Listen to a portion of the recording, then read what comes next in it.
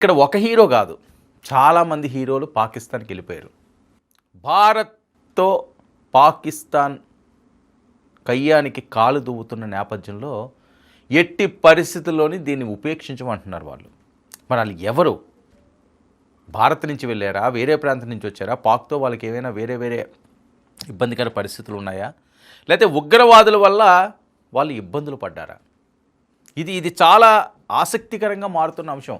కేవలం ఉగ్రవాదులని టార్గెట్ చేసి చెప్పడం అండి. వాళ్ళ శిబిరంలోకి వెళ్ళి వాళ్ళ ప్రాంతాల్లో వాళ్ళని చంపడం అంటే అది మగోడుతనం, చిన్న విషయం కాదు అది.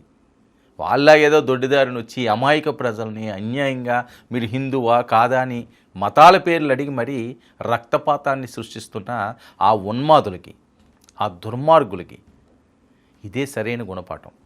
ఎవరు చంపుతున్నారో కూడా తెలియట్లేదు, అంత దారుణంగా హత్య చేస్తున్నారు. ఇక భారత్ వ్యతిరేక కార్యకలాపాల్లో పాల్గొన్న వారే ప్రధాన టార్గెట్. పాకిస్తాన్ ఆర్మీకి ఇది పెద్ద సవాల్గా మారిన నేపథ్యం. సవాల్గా మారిపోతే ఏమవుతుంది, ఏం జరుగుతున్నదో తెలియని పరిస్థితి. వాళ్ళని అడ్డుకట్ట వేయలేకపోతున్నారు, ఏ రూపంలో వస్తున్నారో తెలియట్లేదు.